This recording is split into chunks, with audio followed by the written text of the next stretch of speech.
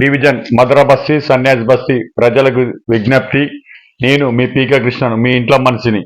మీ అందరికీ తెలుసు నేను ఎంత సేవ చేసినో. 83 నుండి 84, 85, 80 ఇప్పటి వరకు మీరందరూ కూడా నాకు ఓట్లేదని తెలుసు. ఏ పార్టీతో సంబంధం లేకున్నా కానీ నాకు వేస్తారు. నాకు ఎవరున్నా నా ముఖం చూసి నాకు వేయండి ఓటు. నేను పని చేస్తాను. నాది ఏ గుర్తు వచ్చినా నన్ను ఆదరించండి. ఎందుకంటే గతంలో కూడా నన్ను ఆదరించారు తెలుసు. కాబట్టి ఇప్పుడు కూడా నన్ను ఆదరిస్తారని తెలుసు.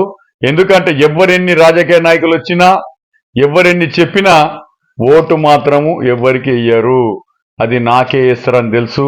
వాళ్ళని ఆల్రెడీ నేను అన్ని తిరిగినా, అన్ని చేసినా. ఎందుకంటే మా దళిత గడపలే 500 గడపలు ఉన్నాయి. ఆ యొక్క గడపల ఇవన్నీ వేయరు. అందరూ ఉన్నోళ్ళందరూ కూడా నా ఫ్రెండ్సే. వాళ్ళంతా ఆత్మమిత్రులే. నాకు బాగా తెలిసిన ఫ్రెండ్స్, నాకు తెలిసిన స్టూడెంట్స్. వాళ్ళందరి కాలేజీలలో కానీ వీటిలో కానీ అన్నిట్లలో మాట్లాడే వాళ్ళే.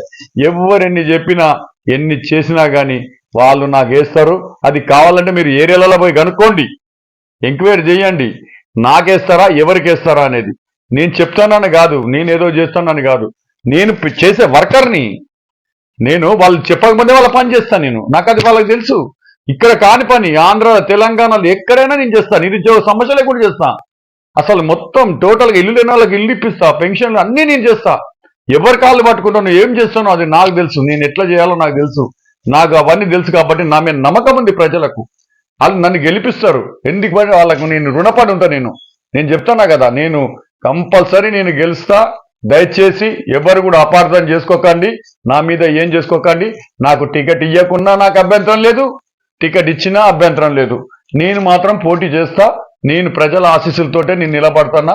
వాళ్ళందరూ కూడా పాపం రాత్రంతా ఒకటే ఏడుపులు, ఎన్నో ఫోన్లు నా మీద. అన్నా నీ పేరు వల్లేదు. నాకు అట్లాంటిది ఏం పెట్టుకోకండి దయచేసి. మీరందరూ కూడా ఎవ్వరు కూడా ఏం భయపడకండి. నీ బీకే కృష్ణన్న నిలబడతాడు, మీ ఆశీస్సులతో నిలబడతాడు. మీరు ఎటువంటిది కూడా పెట్టుకోకండి డౌట్. దయచేసి ఇంటింటికి వచ్చి చెప్పలేను. దయచేసి నాకు ఫోన్లు చేయకండి. నేను మీకు ఎప్పటికీ నేను అందుబాటులో ఉంటా. ఇవాళ అయితే అయిపోతుంది, మనకు గుర్తొస్తాయి. దయచేసి ఎవరు కూడా ఉండండి. మీ అందరు కూడా మంచిగా ఉండాలి, అందరు బాగుండాలి. ఆ దేవుడిని ఆశిస్తున్నా.